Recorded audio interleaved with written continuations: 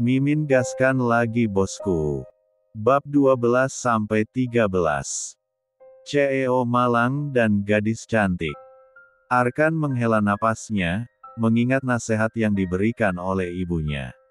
Mulai hari ini ia akan berusaha untuk menjalankan apa yang disarankan oleh sang ibu. Arkan duduk di meja makan untuk sarapan.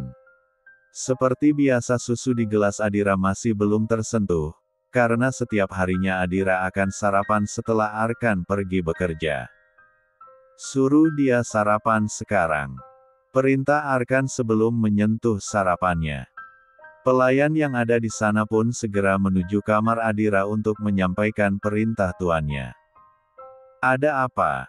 tanya Adira kepada pelayan yang mengetuk pintu kamarnya. "Tuan memanggil Nona untuk sarapan sekarang." Adira mengerenyit mendengar apa yang disampaikan oleh pelayan. Ada apa dengan pria itu pagi ini? Adira yang memang sudah bersiap, karena rencananya akan pergi ke butik setelah libur 1 hari, dan langsung mengikuti pelayan menuju ke meja makan. Adira duduk di kursi tempatnya biasa, berhadapan dengan Arkan. Wanita itu melihat suaminya belum menyentuh makanan dan piringnya juga masih kosong. Apa ia sengaja karena ingin menunggunya? Tidak mungkin. Adira menjawab sendiri pertanyaan dalam benaknya. Adira segera mengambil nasi goreng yang ia buat sendiri dan meletakkannya di piring Arkan.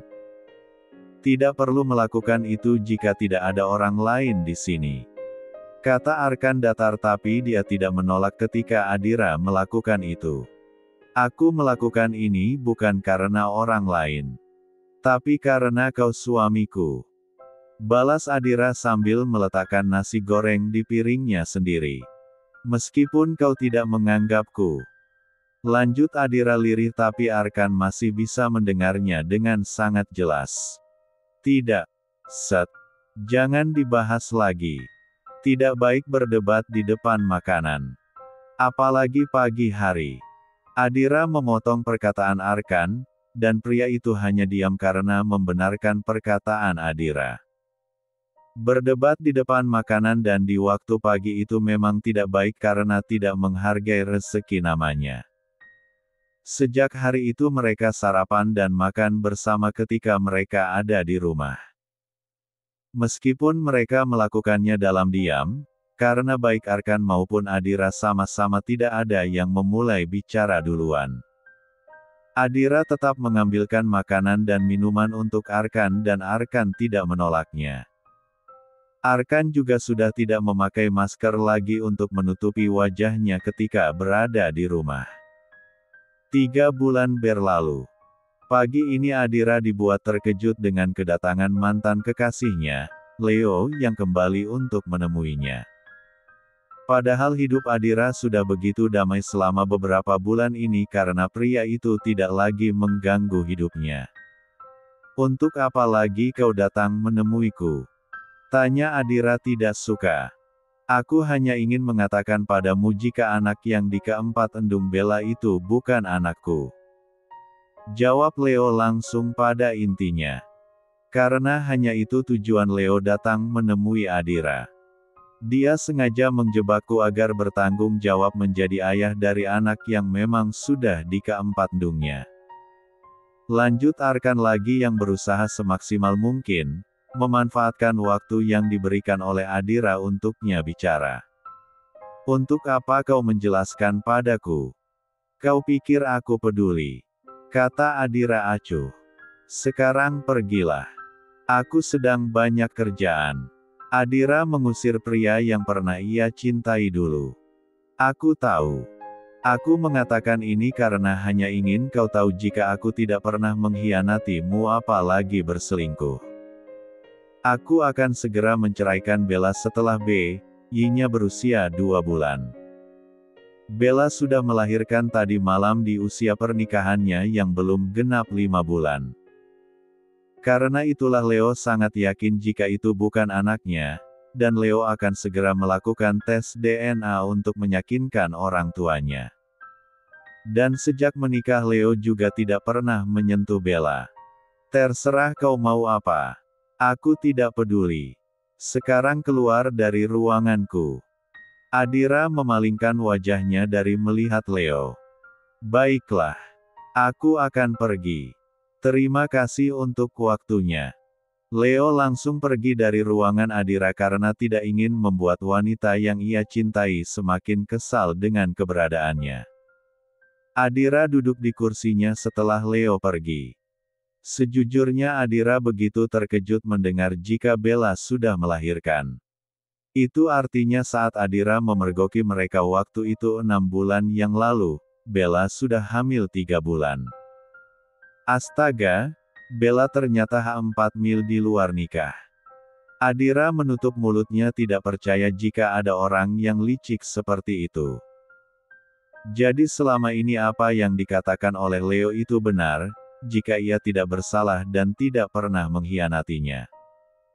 Karena terlalu emosi dan kecewa Adira sampai tidak mempercayai Leo, bahkan ia juga tidak ingin mendengar apapun yang dikatakan oleh mantan kekasihnya itu.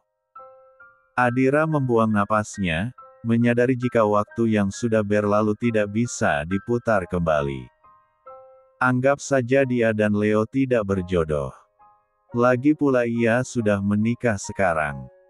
Adira ikhlas dengan apa yang telah terjadi dan apa yang sedang dijalaninya sekarang. Selama 6 bulan berpisah, Adira sudah bisa menghapus cinta dan kenangannya bersama Leo seiring dengan berjalannya waktu. Sementara itu Arkan menggenggam ponselnya dengan kuat, menahan perasaan yang bergejolak dalam hatinya. Pria itu baru saja menerima laporan dari orang suruhannya jika Leo datang ke butik dan bertemu dengan Adira. Arkan sendiri tidak mengerti dengan perasaannya saat ini. Arkan merasa marah tapi mengapa dia harus marah? Marah karena istrinya bertemu dengan sang mantan kekasih. Apa selama ini Arkan menganggap Adira sebagai istrinya? Tidak ingin terus melayani perasaannya, Arkan kembali menyibukkan diri dengan pekerjaannya dan melupakan tentang Adira. Terserah wanita itu mau melakukan apa, Arkan tidak ingin peduli. Tapi pada kenyataannya Arkan tidak bisa membohongi perasaannya.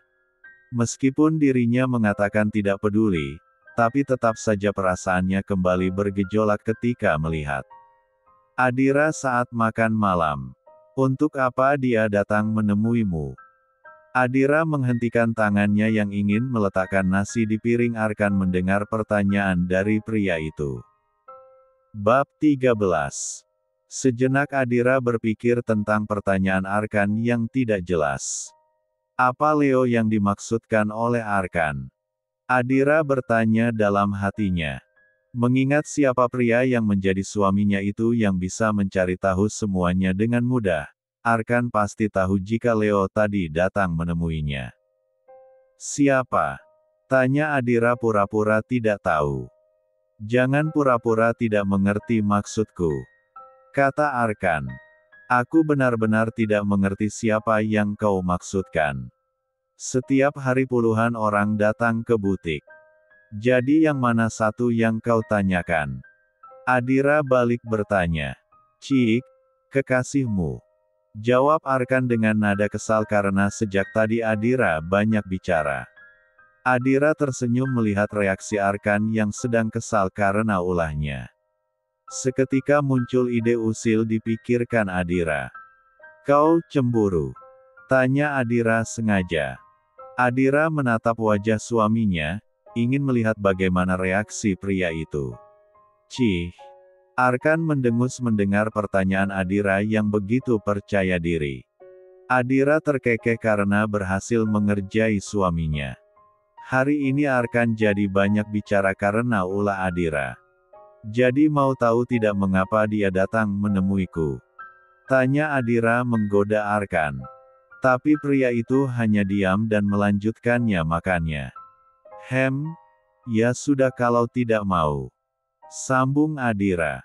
Kau pikir aku peduli dengan urusanmu dengan pria itu? Kata Arkan dalam hatinya. Arkan pun tidak berbicara apapun lagi setelah itu.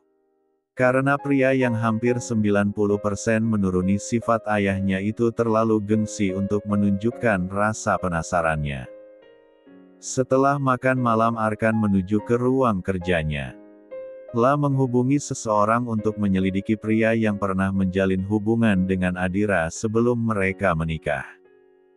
Adira hanya melihat ponselnya yang terus berdering oleh panggilan masuk dari Leo. Adira sengaja tidak mau mengangkat panggilan yang ia anggap tidak penting, dan ia pun terus menggambar desain untuk menghabiskan waktunya sebelum makan malam sebentar lagi.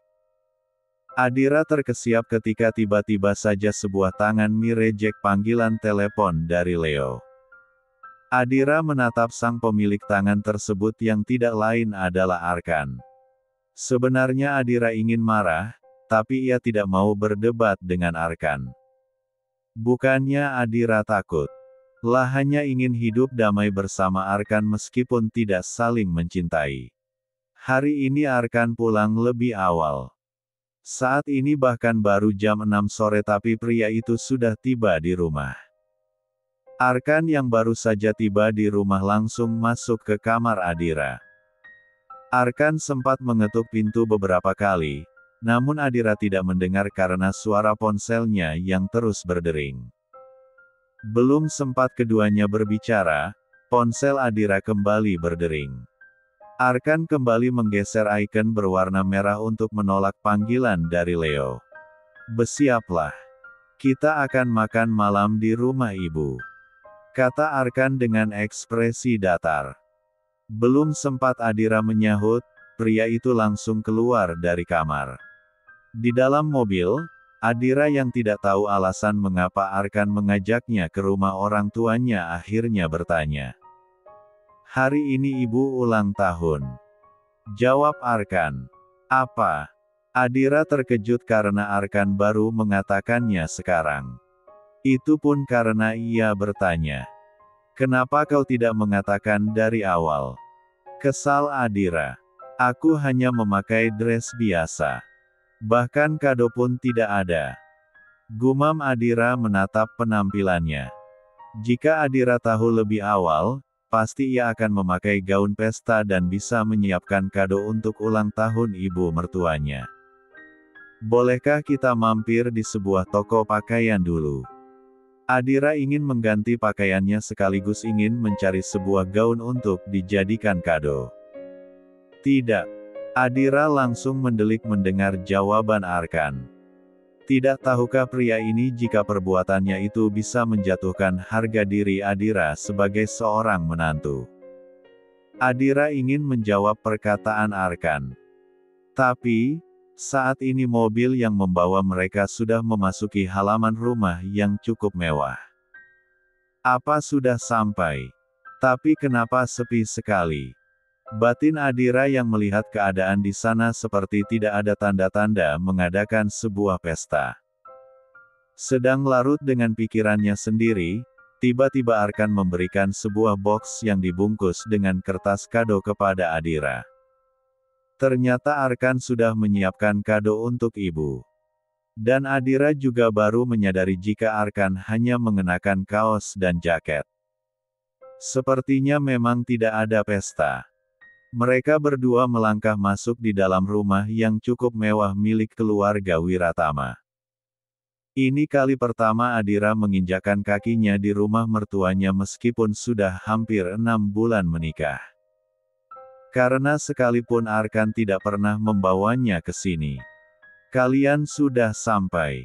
Ririn menyambut kedatangan anak dan menantunya dengan gembira. Ririn mentigaluk Adira karena sudah hampir 1 bulan tidak bertemu. Biasanya Ririn selalu datang berkunjung ke rumah Arkan untuk bertemu Adira. "Selamat ulang tahun, Bu," ucap Adira setelah meleraikan P3 lukanya. Adira memberikan kado yang sudah disiapkan oleh Arkan kepada ibu mertuanya. Entah apa isinya, Adira bahkan tidak tahu.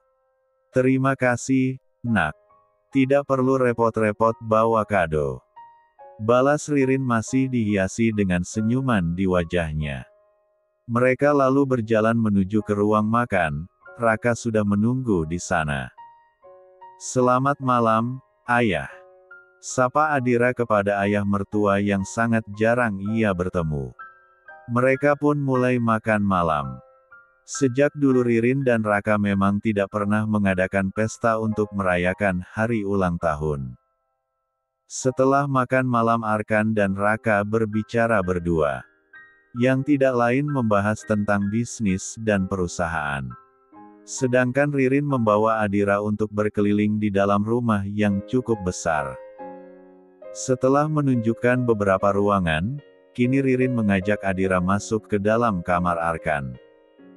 Adira, ini kamar Arkan. Adira menelisik ruangan kamar suaminya. Tak jauh berbeda dari kamar Arkan yang ada di rumah yang mereka tempati sekarang. Ruangan yang cukup besar yang hanya diisi oleh sedikit perabotan. Karena tidak terlalu suka dengan ruangan yang penuh dengan perabotan. Kau istirahatlah dulu di sini.